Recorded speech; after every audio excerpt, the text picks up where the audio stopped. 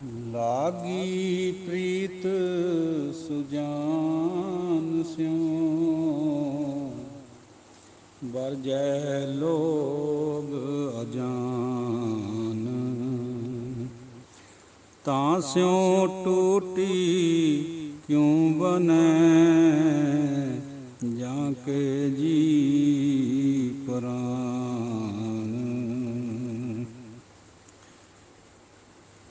ਐਸੀ ਕਿਰਪਾ ਮੋਹਿ ਕਰੋ, ਐਸੀ ਕਿਰਪਾ ਮੋਹਿ ਕਰੋ। ਸੰਤ ਚਰਨ ਹਮਾਰੋ ਮਾਥਾ, ਨੈਣ ਦਰਸ ਤਨ ਤੂਰ ਪਰੋ। ਗੁਰ ਕੋ ਸ਼ਬਦ ਮਿਰੈ ਹੀਰੈ ਬਾਸੈ, ਹਰਿ ਨਾਮਾ ਮਨ ਸੰਗ ਤਰੋ। ਤਸਕਰ ਪੰਚ ਨਿਵਾਰੋ ਠਾਕੁਰ, ਸਗਲੋ ਭਰਮ ਹੋਮ ਜਰੋ। ਐਸੀ ਕਿਰਪਾ ਮੋਹਿ ਕਰੋ, ਐਸੀ ਕਿਰਪਾ ਮੋਹਿ ਕਰੋ। ਜੋ ਤੁਮ ਕਰੋ ਸੋਈ ਭਲ ਮਾਨੈ, ਪਾਵਨ ਦੁਬਿਧਾ ਦੂਰ ਟਰੋ। ਨਾਨਕ ਕੇ ਪ੍ਰਭ ਤੁਮ ਹੀ ਦਾਤੇ, ਸੰਤ ਸੰਗ ਲੈ ਮੋਹਿ ਉਧਰੋ।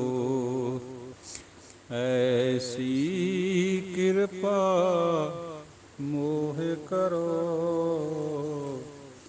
ਐਸੀ ਕਿਰਪਾ ਮੋਹਿ ਕਰੋ।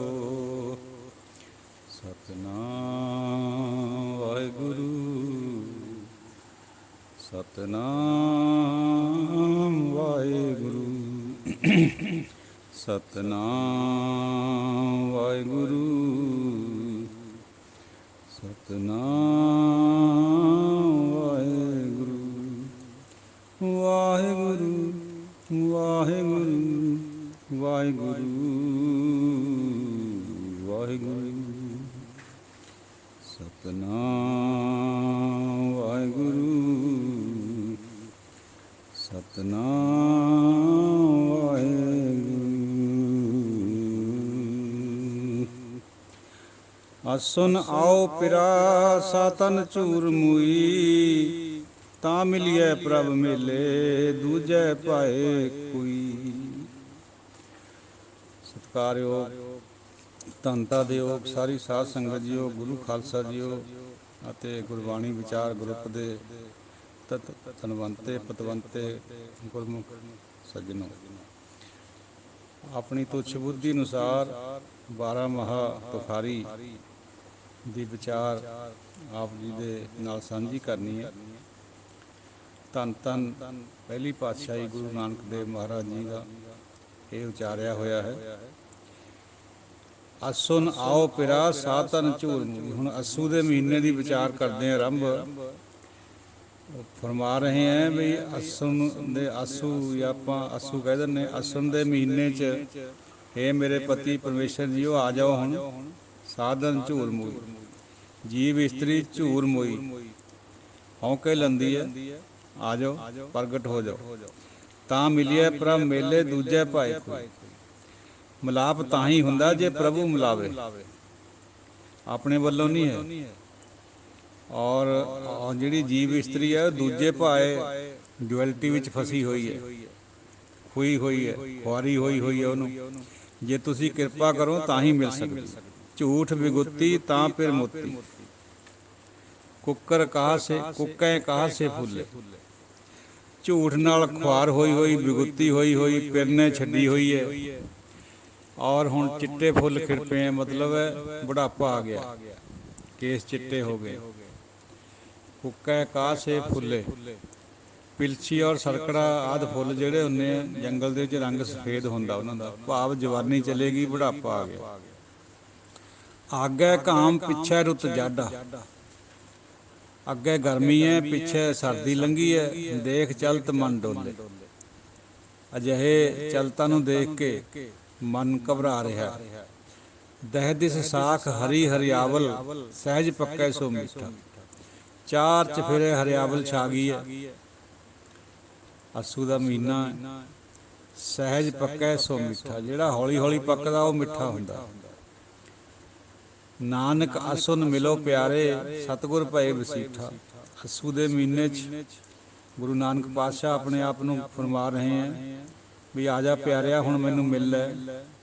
सतगुरु भी वसीठ बन गए हैं, विचोले बन गए हैं, वो भी कृपा कर रहे हैं, आ जा हुण मिल लै। कत्तक किरत पया जो प्रभ पाया। कत्तक दे महीने की विचार करते फरमाउने बई ਪਿਆ ਕਿਰਤ ਕਮਾਵਣਾ। जो कुछ ਅਸੀਂ ਪਿੱਛੇ ਕਰਦੇ ਆਏ ਹਾਂ ਉਹਦੇ ਮੁਤਾਬਕ ਹੀ ਹੁਣ ਕਰ ਰਹੇ ਹਾਂ। ਜੋ ਪ੍ਰਭੂ ਨੂੰ ਭਾਉਂਦਾ ਹੈ ਉਸ ਤਰ੍ਹਾਂ ਹੀ ਹੁੰਦਾ, ਬੰਦੇ ਦੇ ਵਾਸ 'ਚ ਨਹੀਂ ਹੈ। ਦੀਪਕ ਸਹਿਜ ਬਲੈ ਤਤ ਜਲਾਇਆ। ਜਿਹੜਾ ਬ੍ਰਹਮ ਗਿਆਨ ਦਾ ਦੀਵਾ ਹੈ ਉਹ ਸਹਿਜ ਬਲਦਾ ਹੈ, ਉਹ ਆਪਣੇ ਕਰੇ ਤੋਂ ਨਹੀਂ ਬਲਦਾ। ਆਪਣੇ ਉਦਮ ਉਹਦੇ 'ਚ ਬੇਕਾਰ ਹੈ। ਭਾਵੇਂ ਕਿ ਉਦਮ ਕਰਨਾ ਹੈ, ਲੇਕਿਨ ਜੇ ਕੋਈ ਇਹ ਸਮਝੇ ਵੀ ਅਸੀਂ ਉਹਨੂੰ ਪਾ ਲਾਂਗੇ ਫਿਰ ਉਹ ਠੀਕ ਨਹੀਂ ਹੈ। ਜਦੋਂ ਉਹਦੀ ਕਿਰਪਾ ਹੋਣੀ ਹੈ ਤਾਂ ਹੀ ਉਹਨੇ ਬਣਨਾ। ਪੋਥੀ ਪੁਰਾਣ ਕਮਾਈਐ, ਭਉ ਬੱਟੀ ਇਤ ਤਨ ਪਾਈਐ, ਸੱਚ ਬੂਝਣ ਆਣ ਜਲਾਈ। ਪੋਥੀਆਂ ਪੁਰਾਣਾਂ ਦੀ ਯਾਨੀ ਕਿ ਗੁਰਬਾਣੀ ਦੀ ਵਿਚਾਰ ਕਰਨੀ, ਇਹਨੂੰ ਕਮਾਉਣਾ, ਫਿਰ ਨਿਰਮਲ ਭਉ ਦੀ ਬੱਟੀ ਪੈ ਜਾਵੇ। ਔਰ ਸਭ ਤੋਂ ਉੱਪਰ ਫਿਰ ਸੱਚ ਦਾ ਜਿਹੜਾ ਬੁੱਝਣਾ ਹੈ, ਉਹ ਬੁੱਝਣੇ ਦੀ ਜਿਹੜੀ ਅਗਨੀ ਹੈ ਉਹ ਦਿੱਤੀ ਜਾਵੇ ਦੀਵੇ ਨੂੰ। ਜਿਵੇਂ ਆਪਾਂ ਸੀਖ ਬਾਲ ਕੇ ਦੀਵਾ ਬਾਲਦੇ ਹਾਂ, ਸੱਚ ਬੁੱਝਣ ਆਣ ਜਲਾਈ। ਉਹ ਜਿਹੜਾ ਸੱਚ ਦਾ ਬੁੱਝਣਾ ਹੈ ਉਸੇ ਨਾਲ ਦੀਵੇ ਨੇ ਬਣਨਾ। ਕਰਦੇ ਕਿਰਪਾ। ਦੀਪਕ ਰਸ ਤੇਲੋ ਧਨ ਪਿਰ ਮੇਲੋ, ਧਨ ਉਮਾਹੈ ਸਰਸੀ। ਦੀਵੇ ਦੇ ਵਿੱਚ ਜਿਹੜਾ ਤੇਲ ਹੁੰਦਾ ਹੈ ਉਹਦੇ ਨਾਲ ਬੱਤੀ ਦੇ ਰਾਹੀਂ ਉਹ ਦੀਵਾ ਜਲਦਾ ਹੈ। ਇਹ ਵਾਹਿਗੁਰੂ ਜੀਓ, ਮੈਂ ਧਨ ਜੀਵ ਇਸਤਰੀ ਬਹੁਤ ਉਮਾਹੀ ਹੋਈ ਹੈ, ਖੇੜੇ ਵਿੱਚ ਹੈ, ਤੂੰ ਆਪਣੇ ਆਪ ਨੂੰ ਮੈਨੂੰ ਮੇਲ ਲਾ ਕੇ। ਮੈਂ ਤੇਲ ਦੀ ਤਰ੍ਹਾਂ, ਜਿੰਨਾ ਚਿਰ ਦੀਵੇ 'ਚ ਤੇਲ ਹੈ ਬਲੇਗਾ ਨਹੀਂ ਤਾਂ ਬੁੱਝੇਗਾ। ਮੇਰਾ ਵੀ ਤੇਰੇ ਨਾਲ ਹੀ ਸਾਰਾ ਸੰਬੰਧ ਹੈ, ਜੇ ਤੂੰ ਨਹੀਂ ਆਉਂਦਾ ਤਾਂ ਮੈਂ ਮੁਰਝਾਈ ਹੋਈ। ਅਵਗੁਣ ਮਾਰੀ ਮਰੈ ਨ ਸੀਝੈ, ਗੁਣ ਮਾਰੀ ਤਾਂ ਮਰਸੀ। ਜਿੰਨਾ ਚਿਰ ਮੇਰੇ ਅੰਦਰ ਅਵਗੁਣ ਹੈ ਮੈਂ ਨਾ ਤਾਂ ਮਰਦੀ ਹਾਂ ਆਤਮਿਕ ਤੌਰ ਪਰ, ਨਾ ਮੈਂ ਸੁੱਝਦੀ ਹਾਂ। ਜੇ ਗੁਣਾਂ ਦੇ ਨਾਲ ਮੈਂ ਮਰਾਂ ਫਿਰ ਮੇਰਾ ਮਰਨ ਹੁੰਦਾ। ਅਸਲ ਵਿੱਚ ਮਰਨ ਤੋਂ ਮੁਰਾਦ ਉਰੇ ਹੈਗਾ ਪਰਮਾਤਮਾ ਨੂੰ ਪਾਉਣਾ। ਕਿਉਂਕਿ ਜਿਹੜਾ ਦੁਨਿਆਵੀ ਮਰਨ ਹੈ ਉਹ ਹੋਰ ਹੈ, ਜਿਹੜਾ ਆਤਮਿਕ ਤੌਰ 'ਤੇ ਬੰਦਾ ਮਰਦਾ ਹੈ, ਨੀਵਾਂ ਹੁੰਦਾ ਹੈ, ਹਉਮੈ ਟੁੱਟਦੀ ਹੈ, ਉਹੀ ਪਤੀ ਪਰਮੇਸ਼ਰ ਨੂੰ ਪਾਉਂਦਾ। ਗੁਣਾਂ ਨਾਲ ਜੇ ਮਰੇ ਤਾਂ ਮਰਸੀ, ਅਸਲ ਵਿੱਚ ਤਾਂ ਅਸਲੀ ਮੌਤ ਹੈ।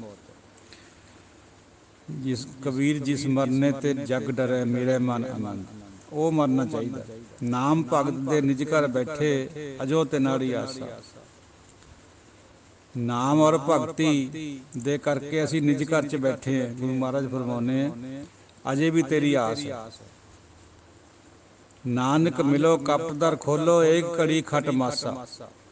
ਇਹ ਵਾਹਿਗੁਰੂ ਜੀਓ, ਕਪਾਟ ਖੋਲ ਕੇ ਆ ਜਾਓ, ਮਿਲੋ, ਖੋਲ ਦੋ ਮੇਰਾ 10ਵਾਂ ਦੁਆਰ। ਹੁਣ ਤਾਂ ਇੱਕ ਘੜੀ ਵੀ 6 ਮਹੀਨਿਆਂ ਦੇ ਬਰਾਬਰ ਹੋ ਗਈ ਹੈ। ਖਟ 6 ਮਾਸ ਮਹੀਨਾ।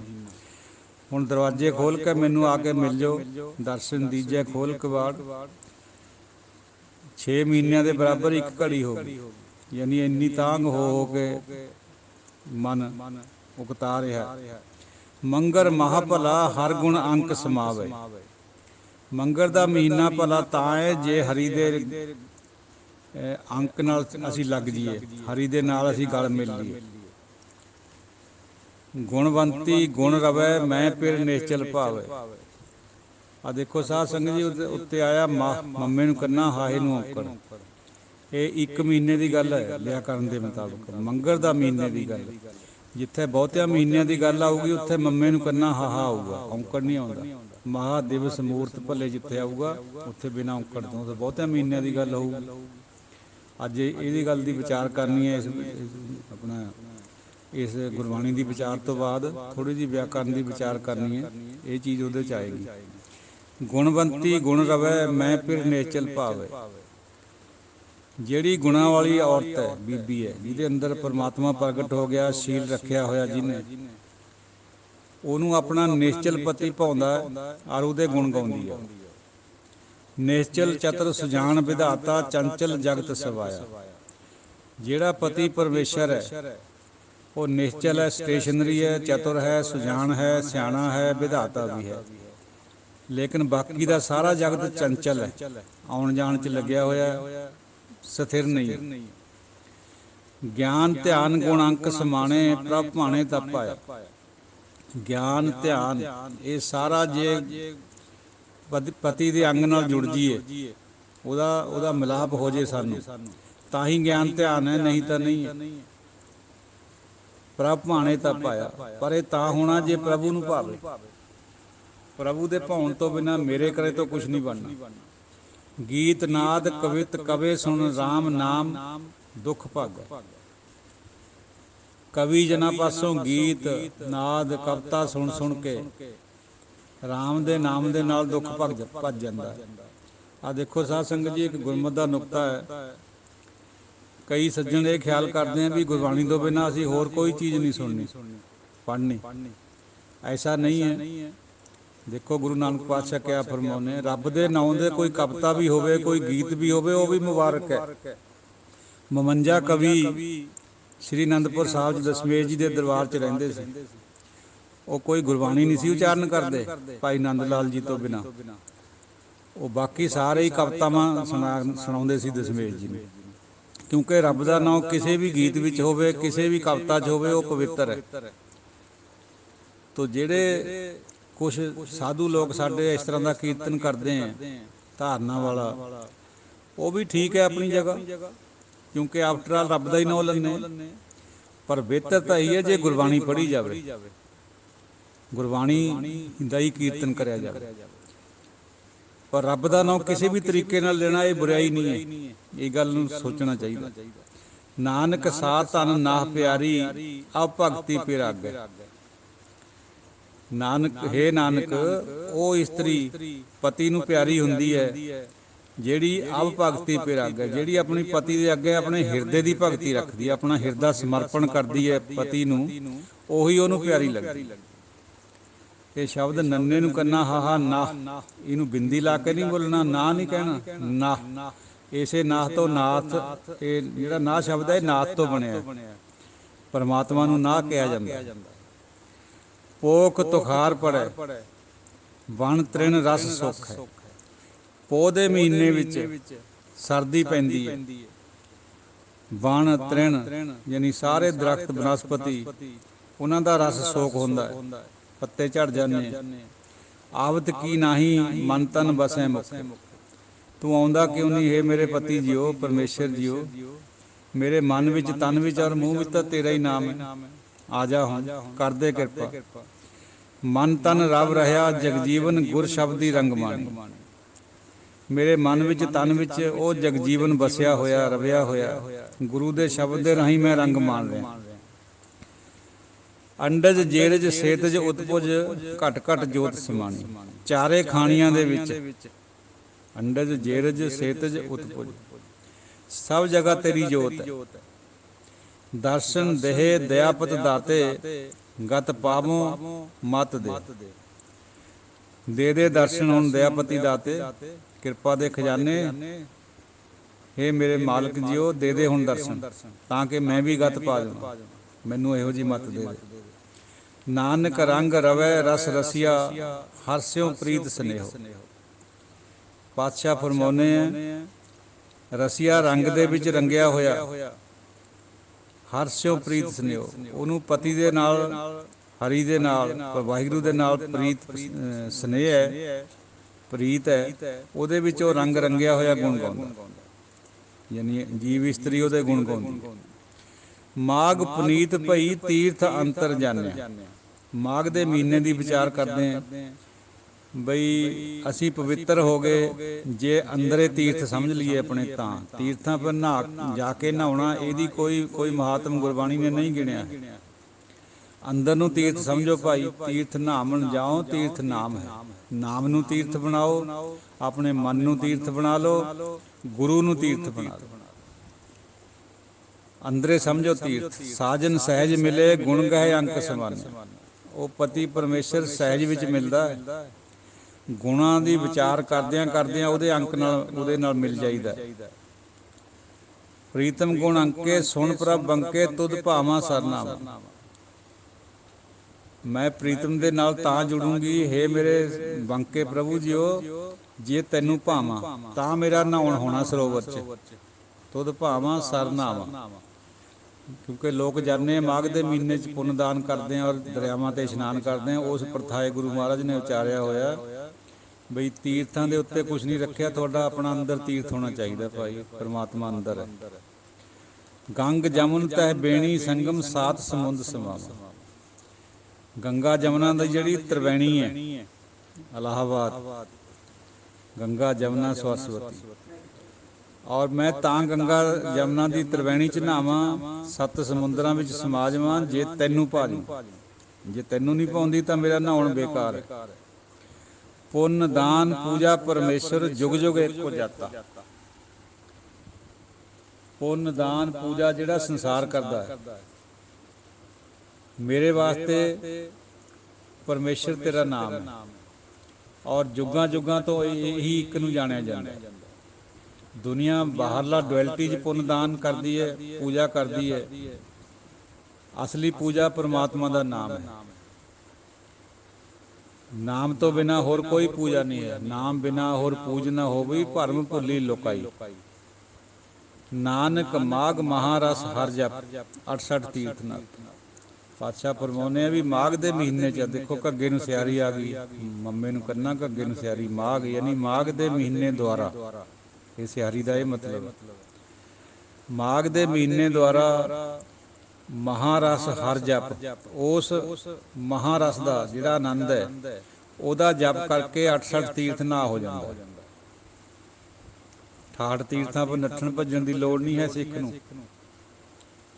ਗੁਰੂ ਦਾ ਸ਼ਬਦ ਅੰਦਰੇ ਧਿਆਉਣਾ, ਅੰਦਰੇ ਤੀਰਥ ਮੰਨਣਾ ਉਹਨੇ। ਫਲ ਗੁਣ ਮਨ ਰਹਿਸੀ, ਪ੍ਰੇਮ ਸੁਭਾਇਆ।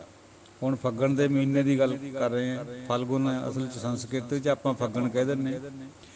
ਮਨ ਰਹਿਸਦਾ ਹੈ, ਪ੍ਰੇਮ ਜਾਗਦਾ ਹੈ। ਪ੍ਰੇਮ ਦੇ ਨਾਲ ਮਨ ਜਾਗਦਾ। ਅਨਦਿਨ ਰਹੱਸ ਪਿਆ ਆਪ ਗਵਾਇਆ। ਦਿਨ ਰਾਤ ਖੜਾਓ ਵਿੱਚ ਖੁਸ਼ੀ 'ਚ ਆ ਜਾਂਦਾ ਮਨ। ਕਦੋਂ? ਜਦੋਂ ਆਪ ਗਵਾ ਲੈਂਦਾ ਬੰਦਾ। ਆਪਣਾ ਆਪਾ ਖੋਏ ਤੋਂ ਬਿਨਾਂ ਪਰਮਾਤਮਾ ਨਹੀਂ ਮਿਲਦਾ। ਮਹਾਤਮਾ ਬੁੱਧ ਜੀ ਦਾ ਅਸ਼ਟਾਂਗ ਹੋਵੇ, ਚਾਹੇ ਜੈਨ ਧਰਮ ਦਾ ਅਸ਼ਟਾਂਗ ਹੋਵੇ, ਚਾਹੇ ਹੋਰ ਪਤੰਜਲੀ ਦਾ ਹੋਵੇ, ਚਾਹੇ ਕੋਈ ਹੋਰ ਸ਼ਾਸਤਰ ਹੋਵੇ, ਉਹਨਾਂ ਦੀ ਵਿਚਾਰ ਗੁਰਬਾਣੀ ਨਾਲ ਬਹੁਤ ਡਿਫਰ ਕਰਦੀ ਹੈ। ਗੁਰਬਾਣੀ ਦਾ ਮੇਨ ਸੰਬੰਧ ਹੀ ਨਾਮ ਦੇ ਨਾਲ, ਸ਼ਬਦ ਦੇ ਨਾਲ ਮੈਂ ਨੂੰ ਤੋੜਨਾ, ਇੱਥੋਂ ਸ਼ੁਰੂ ਹੁੰਦੀ ਹੈ ਗੁਰਮਤਿ। ਜੇ ਮੈਂ ਟੁੱਟ ਗਈ ਸਭ ਕੁਛ ਹੈ, ਨਹੀਂ ਕੁਛ ਵੀ ਨਹੀਂ ਹੈ। ਸੋ ਸਾਧ ਸੰਗਤ ਜੀਓ, ਅਨਦਿਨ ਰਹੱਸ ਪਿਆ ਆਪ ਗਵਾਇਆ। ਜੇ ਆਪਣਾ ਆਪ ਗਵਾਤਾ, ਮੈਂ ਟੁੱਟ ਗਈ, ਤਾਂ ਦਿਨ ਰਾਤ ਆਨੰਦ ਰਹੂਗਾ। ਮਨ ਮੋਹ ਚੁਕਾਇਆ ਜਾਂ ਤਿਸ ਪਾਇਆ, ਕਰ ਕਿਰਪਾ ਕਰ ਆਓ। ਮਨ ਵਿੱਚੋਂ ਮੋਹ ਚੁੱਕ ਹੋ ਗਿਆ, ਦੂਰ ਹੋ ਗਿਆ, ਜੇ ਉਹਦੀ ਕਿਰਪਾ ਹੋਈ ਹੈ। ਹੁਣ ਕਿਰਪਾ ਕਰਕੇ ਘਰ ਵਿੱਚ ਵੀ ਆ ਜਾਓ। ਇਹ ਵਾਹਿਗੁਰੂ ਜੀਓ, ਮਨ ਦਾ ਮੋਹ ਤਾਂ ਚੁਕਾਤਾ, ਜੇ ਤੈਨੂੰ ਭਾਇਆ ਤਾਂ ਹੁਣ ਕਿਰਪਾ ਕਰਕੇ ਪ੍ਰਗਟ ਵੀ ਹੋ ਜਾਓ। ਬਹੁਤੇ ਵੇਸ ਕਰੀ ਪਿਰ ਵਾਝੋਂ, ਮਹਿਲੀ ਲਾਹਾਂ ਨਾ ਥਾਉ। ਬਹੁਤੇ ਵੇਸ ਕਰੀ ਪਿਰ ਵਾਝੋਂ, ਮਹਿਲੀ ਲਾਹਾਂ ਨਾ ਥਾਉ। ਜੇ ਮੈਂ ਪਤੀ ਤੋਂ ਬਿਨਾਂ ਵੇਸ ਕਿੰਨੇ ਵੀ ਕਰ ਲਵਾਂ, ਤਰ੍ਹਾਂ ਤਰ੍ਹਾਂ ਦੇ ਕੱਪੜੇ ਪਾਵਾਂ, ਚਾਹੇ ਲੰਬਾ ਝੱਗਾ ਪਾ ਲਵਾਂ, ਚਾਹੇ ਕਾਲੀ ਸੂਫ ਪਾ ਲਵਾਂ, ਚਾਹੇ ਭਗਵਾਂ ਬੰਨ੍ਹ ਲਵਾਂ, ਚਾਹੇ ਗੋਲ ਪੱਗ ਬੰਨ੍ਹ ਲਵਾਂ, ਜੇ ਪਤੀ ਅੰਦਰ ਨਹੀਂ ਹੈ ਤਾਂ ਪਤੀ ਦੇ ਮਹਿਲਾਂ ਵੀ ਜਗ੍ਹਾ ਨਹੀਂ ਮਿਲਣੀ। ਉਹਨੇ ਮੈਨੂੰ ਬੁਲਾਉਣਾ ਕੋਈ ਨਹੀਂ ਹੈ। ਜੇ ਉਹਨੂੰ ਭਾਊਂਗੀ ਤਾਂ ਬੁਲਾਊਗਾ। ਭਾਉਣਾ ਉਹਦੇ ਹੱਥ ਵਿੱਚ ਹੈ, ਸਾਡੇ ਹੱਥ 'ਚ ਨਹੀਂ। ਇਹ ਜਿਹੜੀ ਨਕਲੀ ਸੰਤਗਿਰੀ ਹੈ ਨਾ, ਉਹਦੇ ਉੱਤੇ ਬਾਰ-ਬਾਰ ਗੁਰਬਾਣੀ 'ਚ ਟਕੋਰ ਹੈ। ਫਿਰ ਪਰਦੇਸ ਸ਼ਿੰਗਾਰ ਬਣਾਏ, ਮਨਮੁਖ ਅੰਧ ਐਸੇ ਕਰਮ ਕਰ। ਸ਼ਿੰਗਾਰ ਬਣਾਇਆ ਹੋਇਆ ਬਾਹਰਲਾ ਸਰੀਰ ਦਾ, ਪਤੀ ਅੰਦਰ ਹੈ ਕੋਈ ਨਹੀਂ, ਪ੍ਰੀਤ ਕੋਈ ਨਹੀਂ ਹੈ। ਮਨਮੁਖ ਅੰਧ ਕਿਹਾ ਇਸੇ ਬੰਦੇ ਨੂੰ। ਹਾਰ ਡੋਰ ਰਸ ਪਾਟ ਪਟੰਬਰ, ਫਿਰ ਲੋੜੀ ਸ਼ਿੰਗਾਰੀ। हार पाने डोरां विच और पाट पटंबर चंगे चंगे कपड़े पाने। फिर लोहड़ी सिंगारी, फिर नूं लोड़दी है शिंगार बाहरला करदी है। नानक मेल लई गुर अपने घर बार पाया नारी। परंतु जे गुरु किरपा कर देवे, परमात्मा नूं मिला देवे, फिर असीं अपने असली वार है जिहड़ा साडा परमात्मा पति ਉਹਨੂੰ ਪਾ ਸਕਦੇ। ਬੇ-10 ਮਹਾਰੁਤੀ ਥਿਤੀ ਵਾਰ ਭਲੇ। ਬੇ-2 10 2 ਜਮਾ 10 12 12 ਮਹੀਨੇ। ਆ ਦੇਖੋ ਮੰਮੇ ਨੂੰ ਕਹਿੰਦਾ ਆਹ ਮਾਹ ਔਂਕੜ ਨਹੀਂ ਆਇਆ ਉਰੇ, ਕਿਉਂਕਿ ਬਹੁਤੇ ਹੈ 12 ਮਹੀਨੇ, ਇਸ ਕਰਕੇ 12 ਮਹੀਨੇ ਰੁੱਤਾਂ ਥਿੱਤਾਂ ਭਲੀਆਂ ਹੈ। ਕਦੋਂ? ਜੇ ਪਤੀ ਆਣ ਮਿਲੇ। ਘੜੀ ਮੂਰਤ ਪਲ ਸਾਚੇ ਆਏ ਸਹਿਜ ਮਿਲੇ। ਆਏ ਸਹਿਜ ਮਿਲੇ। ਜੇ ਉਹ ਸਹਿਜ ਸੁਭਾਅ ਆ ਕੇ ਮਿਲ ਜਾਵੇ, ਸਾਰੀਆਂ ਘੜੀਆਂ ਮੂਰਤਾਂ ਸਫਲ ਹੈ। 12 ਮਹੀਨੇ ਰੁੱਤਾਂ ਥਿੱਤ ਸਭ ਭਲੇ, ਜੇ ਉਹ ਅੰਦਰ ਪ੍ਰਗਟ ਹੋ ਜਾਏ। ਪ੍ਰਭ ਮਿਲੇ ਪਿਆਰੇ ਕਾਰਜ ਸਾਰੇ, ਕਰਤਾ ਸਭ ਵਿਦ ਜਾਣ। ਪ੍ਰਭ ਮਿਲੇ ਪਿਆਰੇ ਕਾਰਜ ਸਾਰੇ। ਜਦੋਂ ਪਤੀ ਪਰਮੇਸ਼ਰ ਪਿਆਰਾ ਮਿਲ ਗਿਆ, ਸਾਰੇ ਕਾਰਜ ਸੁੱਧ ਹੋ ਜਾਂਦੇ। ਕਰਤਾ ਸਭ ਵਿਦ ਜਾਣੇ। ਉਹਨੂੰ ਸਭ ਗੱਲਾਂ ਦਾ ਪਤਾ ਹੈ, ਅੰਤਰਜਾਮੀ ਹੈ, ਸਾਰੀਆਂ ਵਿਧੀਆਂ ਉਹ ਜਾਣਦਾ ਹੈ। ਸਾਡੀਆਂ ਚਤਰਾਈਆਂ ਦੀ ਲੋੜ ਨਹੀਂ ਹੈ ਉਹਨੂੰ। ਜਿਨ ਸ਼ਿੰਗਾਰੀ ਤਿਸੈ ਪਿਆਰੀ, ਮੇਲ ਭਇਆ ਰੰਗ ਮਾਨ। ਜਿਹਨੇ ਸ਼ਿੰਗਾਰੀ ਹੋਈ ਹੈ ਜੀਵ ਇਸਤਰੀ, ਉਸੇ ਨੂੰ ਉਹ ਪਿਆਰੀ ਲੱਗਦੀ ਹੈ। ਮੇਲ ਭਇਆ ਰੰਗ ਮਾਨ, ਜਦ ਮੇਲ ਹੋ ਜਾਂਦਾ ਰੰਗ ਮਾਨਦੀ ਹੈ। ਨਕਲੀ ਸ਼ਿੰਗਾਰ ਦੀ ਉਹਨੂੰ ਲੋੜ ਨਹੀਂ ਹੈ। ਉਹਨੇ ਹਿਰਦੇ ਦਾ ਸ਼ਿੰਗਾਰ ਦੇਖਣਾ ਵੀ ਮੇਰੇ ਉੱਤੇ ਖੜੀ ਹੈ ਕਿ ਨਹੀਂ ਹੈ। ਢੂੰਢੇਂਦੀਏ ਸੁਹਾਗ ਕੂ ਤਉ ਤਨ ਕਾਈ ਕੋਰ, ਜਿਨ੍ਹਾਂ ਨਾਉ ਸੁਹਾਗਣੀ ਤਿਨਾ ਝਾਕ ਨਾ ਹੋਰ। ਜੇ ਪਤੀ ਪਤੀ ਉੱਪਰੋਂ ਕਹੇ, ਅੰਦਰ ਤੇ ਝਾਕ ਹੋਰ ਕਿਸੇ ਦੀ ਰੱਖਦੀ ਹੋਵੇ, ਪਤੀ ਨੂੰ ਪਤਾ ਹੁੰਦਾ, ਚਾਹੇ ਚੁੱਪ ਵੀ ਕਰ ਰਹੇ, ਤੇ ਉਹਨੂੰ ਉਹ ਪਾਉਂਦੀ ਨਹੀਂ ਹੈ। ਜੇ ਹੋਰ ਕਿਸੇ ਦੀ ਵੀ, ਮਤਲਬ ਡੁਐਲਿਟੀ ਤੋਂ ਹੈ, ਰੱਬ ਤੋਂ ਬਿਨਾਂ ਹੋਰ ਕਿਸੇ ਪਰ ਵੀ ਝਾਕ ਹੈ, ਕਿਸੇ ਦੇਵੀ ਦੇਵਤੇ ਦੀ ਜਾਂ ਕਿਸੇ ਵੀ ਮਨੁੱਖ ਦੀ, ਉਹ ਪਤੀ ਨੂੰ ਚੰਗੀ ਨਹੀਂ ਲੱਗਦੀ। ਗੁਰਬਾਣੀ ਦਾ ਤਾਂ ਮੇਨ ਪਲੈਂਕ ਹੀ ਵਨਨੈਸ ਹੈ, ਇੱਕ ਤੇ ਖੜਨਾ। ਕਰ ਸੇਜ ਸੁਹਾਵੀ ਜਾਂ ਫਿਰ ਰਾਵੀ, ਗੁਰਮੁਖ ਮਸਤਕ ਭਾਗੋ।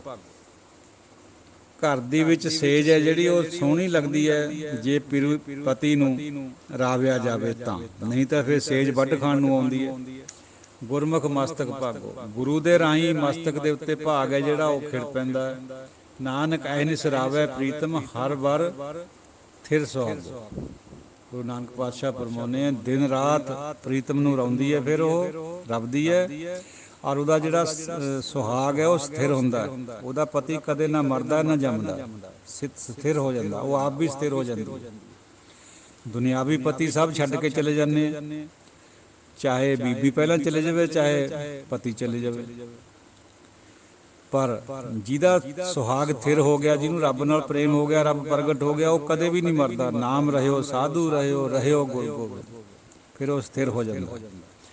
ਤੋ ਸਾਧ ਸੰਗਤ ਜੀ, ਹੋਏ ਤਾਂ ਅਸੀਂ ਅੱਜ ਦੀ ਵਿਚਾਰ ਆਪਣੀ ਤੁੱਛ ਬੁੱਧੀ ਅਨੁਸਾਰ,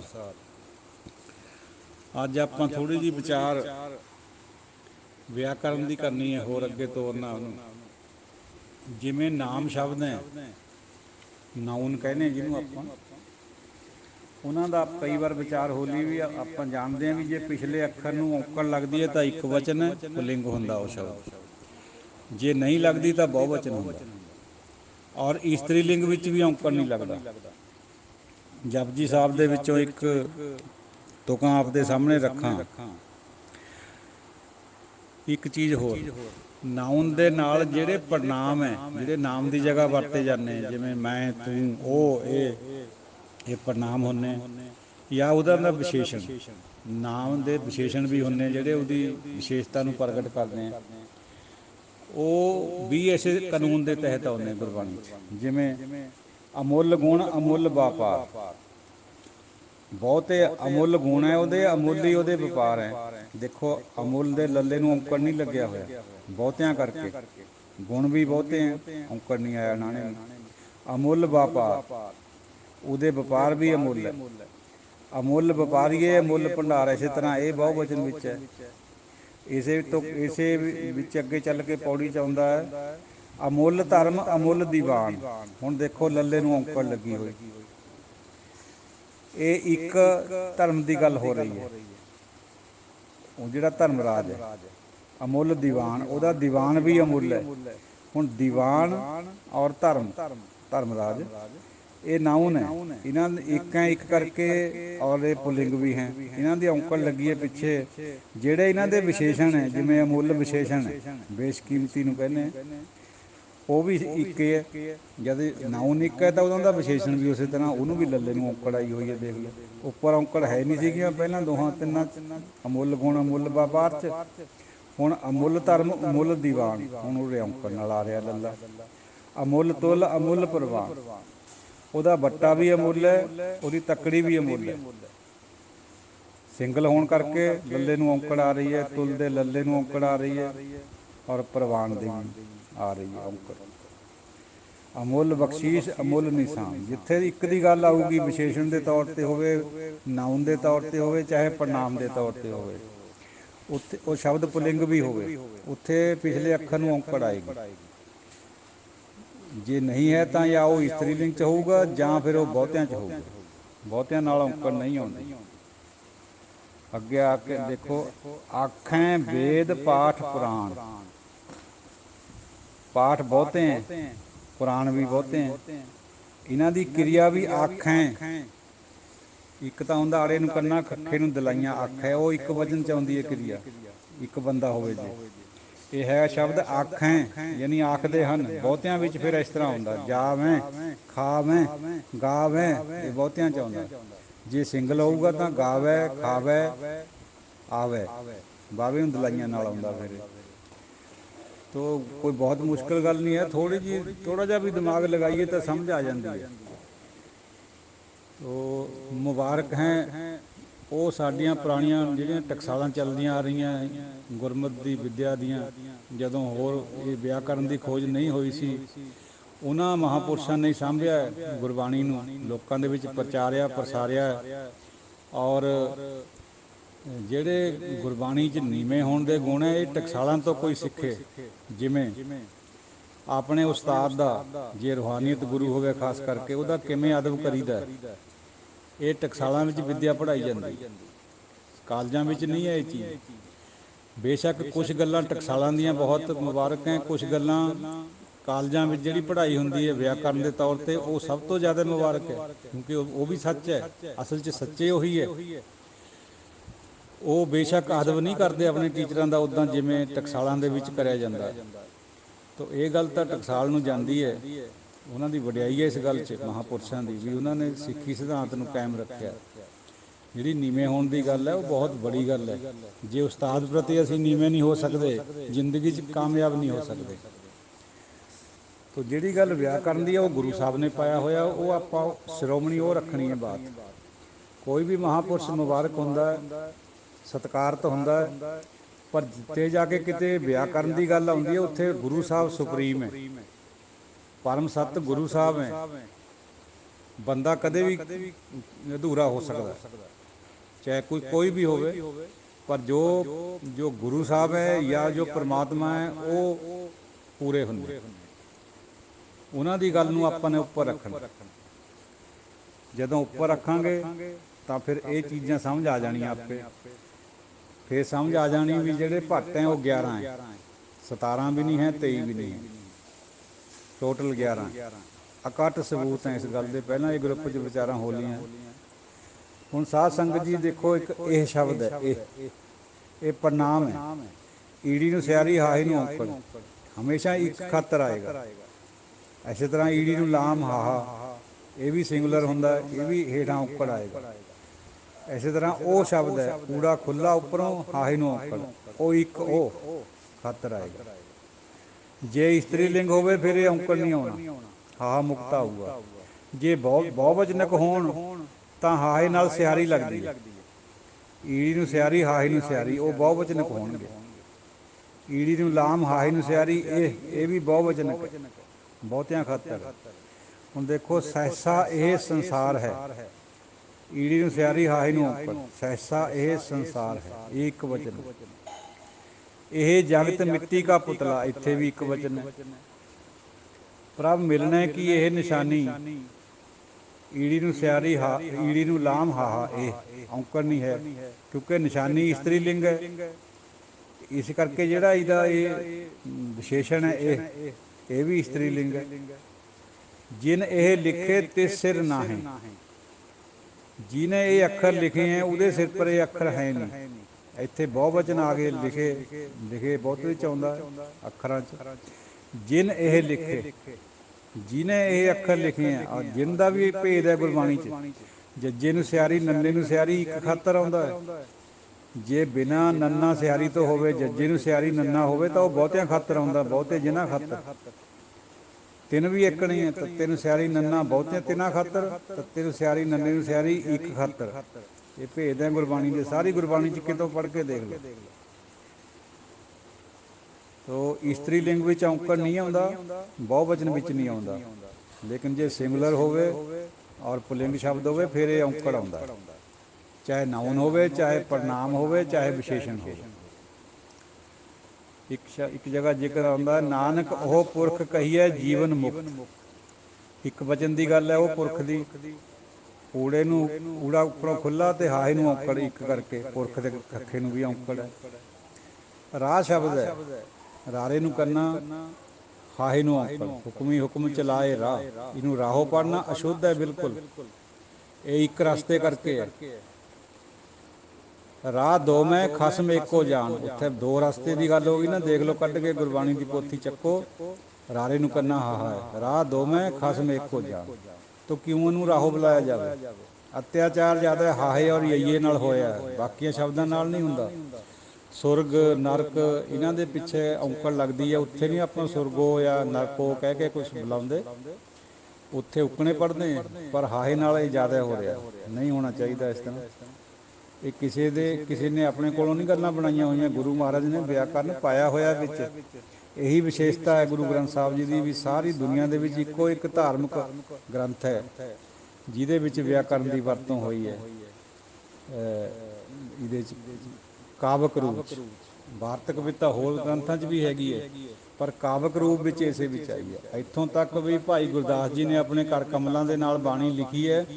ਉਹਨਾਂ ਦੀ ਜਿਹੜੀ ਆਪਣੀ ਰਚਨਾ ਉਹਦੇ ਵਿੱਚ ਵੀ ਵਿਆਕਰਨ ਦੀ ਪੂਰੀ ਵਰਤੋਂ ਨਹੀਂ ਹੋਈ, ਚਾਹੇ ਉਹ ਸਾਡੇ ਅਣਜਾਣ ਲਿਖਾਰੀਆਂ ਨੇ ਅੱਗੇ ਤੋਂ ਅੱਗੇ ਕਰ ਦਿੱਤੀ ਗੱਲ, ਇਹ ਰੱਬ ਜਾਣਦਾ। ਹਾਲਾਂਕਿ ਉਹਨਾਂ ਨੇ ਕੱਲੀ ਕੱਲੀ ਸਿਆਰੀ ਔਂਕੜ ਬਿਹਾਰੀ ਦਾ ਖਿਆਲ ਗੁਰਬਾਣੀ 'ਚ ਰੱਖਿਆ, ਪਰ ਆਪਣੀ ਉਹਨਾਂ ਦੀ ਜਿਹੜੀ ਰਚਨਾ ਹੈ 12 ਹੈ ਜਾਂ ਕਵਿਤਾ ਹੈ, ਉਹਨਾਂ ਦੇ ਵਿੱਚ ਐਸਾ ਨਹੀਂ ਹੈ, ਥੋੜ੍ਹਾ ਬਹੁਤ ਹੋਇਆ। ਤੋ ਜਿਹੜਾ ਸ਼ਬਦ ਉਹ ਹੈ ਊੜਾ ਉੱਪਰੋਂ ਖੁੱਲ੍ਹਾ ਹਾਹੇ ਨੂੰ ਸਿਆਰੀ, ਇਹ ਬਹੁਵਚਨ ਵਿੱਚ ਆਉਂਦਾ। ਉਹ ਮਰੈ ਨਾ ਠਾਗੇ, ਨਾ ਉਹ ਮਰੈ ਨਾ ਠਾਗੇ ਜਾਹੇ। ਦੇਖੋ ਕੱਢ ਕੇ ਪੋਥੀ ਕੱਢ ਲਿਓ ਸਾਹਮਣੇ, ਆਏ ਨਹੀਂ ਸਮਝ ਲੱਗਣੀ। ਕਈ ਵਾਰ ਉਹ ਸ਼ਬਦ ਦੀ ਜਗ੍ਹਾ ਓਏ ਸ਼ਬਦ ਆਉਂਦਾ ਹੈ। ਊੜਾ ਉੱਪਰੋਂ ਖੁੱਲ੍ਹਾ ਈੜੀ ਨੂੰ ਸਿਆਰੀ, ਓਏ ਮਨਮੁਖ ਮੂੜ ਅਗਿਆਨੀ ਕਹੀਏ।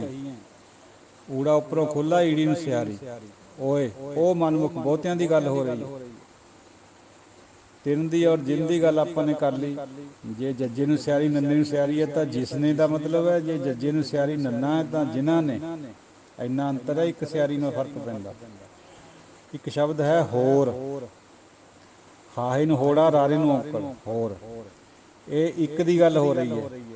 ਜੇ ਹਾਹੇ ਨੂੰ ਹੋੜਾ, ਰਾਰੇ ਨੂੰ ਸਿਆਰੀ ਹੋਵੇ, ਇੱਥੇ ਬਹੁਤਿਆਂ ਦੀ ਗੱਲ ਹੈ। ਫਿਰ ਇੱਥੇ ਕੀਤੇ ਹੋਰ ਕਰੇ, ਬਹੁਤੇ ਹੋਰ। ਇੱਕ ਸਿਆਰੀ ਨਾਲ ਇੰਨਾ ਫਰਕ ਪੈਂਦਾ। ਨਾਨਕ ਨਿਰਭਉ ਨਿਰੰਕਾਰ ਹੋਰ ਕੀਤੇ ਰਾਮ ਰਵਾਲ, ਹੋਰ ਬਹੁਤੇ। ਹਾਹੇ ਨੂੰ ਹੋੜਾ, ਰਾਰੇ ਨੂੰ ਸਿਆਰੀ। ਇਸੇ ਤਰ੍ਹਾਂ ਸ਼ਬਦ ਇੱਕ ਹੈ, ਈੜੀ ਨੂੰ ਸਿਆਰੀ ਕੱਕੇ ਨੂੰ ਔਂਕੜ ਇੱਕ ਵਚਨ ਵਿੱਚ ਆਉਂਦਾ। ਈੜੀ ਨੂੰ ਸਿਆਰੀ ਕੱਕੇ ਨੂੰ ਸਿਆਰੀ, ਇਹ ਬਹੁਵਚਨ ਵਿੱਚ ਆਉਂਦਾ। ਇੱਕ ਦਾਤੇ ਇੱਕ ਭਿਖਾਰੀ ਜੀ, ਉੱਥੇ ਈੜੀ ਨੂੰ ਸਿਆਰੀ ਕੱਕੇ ਨੂੰ ਸਿਆਰੀ ਲੱਗੀ ਹੋਈ ਹੈ। ਦੇਖੋ ਬਹੁਤਿਆਂ ਵਿੱਚ ਸਿਆਰੀ ਆਊਗੀ ਕੱਕੇ ਨੂੰ, ਜੇ ਸਿੰਗੂਲਰ ਹੈ ਤਾਂ ਕੱਕੇ ਨੂੰ ਔਂਕੜ ਆਊਗੀ।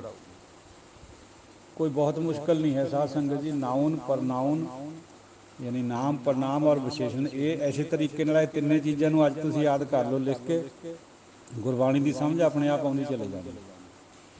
ਨਾ ਹੀ ਤਾਂ ਇੱਕ ਵਚਨ ਦਾ ਭੁਲੇਖਾ ਪਊਗਾ ਵੀ ਇਹ ਬਹੁਤਿਆਂ ਦੀ ਗੱਲ ਹੈ ਕਿ ਇੱਕ ਦੀ ਹੈ। ਜਿੱਥੇ ਵੀ ਗੱਲ ਵਿਆਕਰਨ ਦੀ ਆ ਜਾਣੀ, ਉਹਨੇ ਜਦੇ ਇੱਕ ਤੇ ਦੂਜੇ ਅਰਥ ਨੂੰ ਰੋਕ ਦੇਣਾ।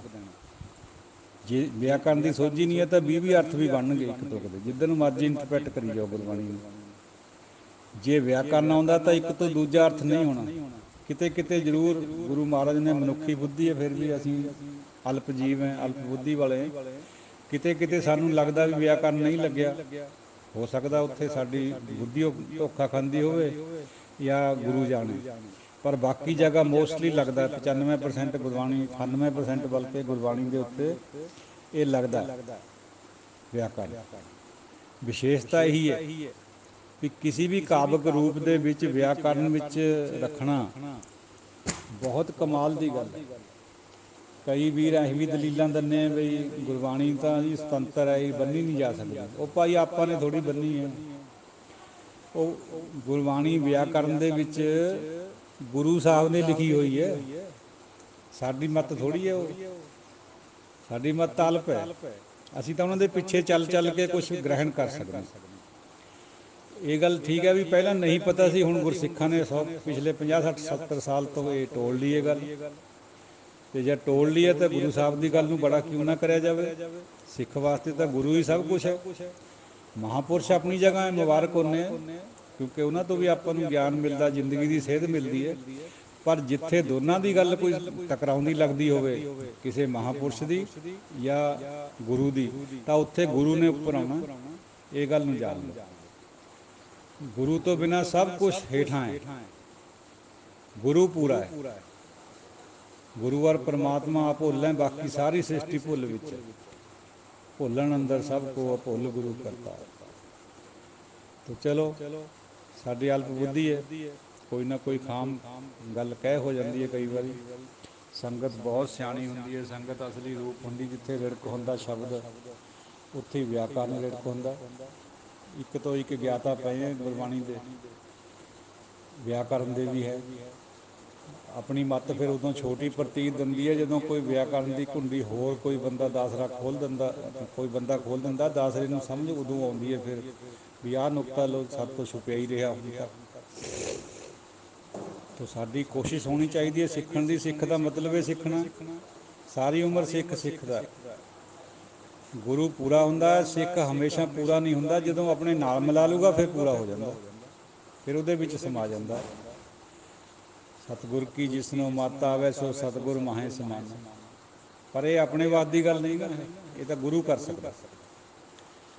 ਤੋ ਦਿਓ ਆਗਿਆ, ਕਿਸੇ ਅਪਸ਼ਬਦ ਦੀ ਖਿਮਾ, ਕੋਈ ਦਿਓ ਅਸੀਸ। ਵਾਹਿਗੁਰੂ ਜੀ ਕਾ ਖਾਲਸਾ, ਵਾਹਿਗੁਰੂ ਜੀ ਕੀ ਫਤਿਹ।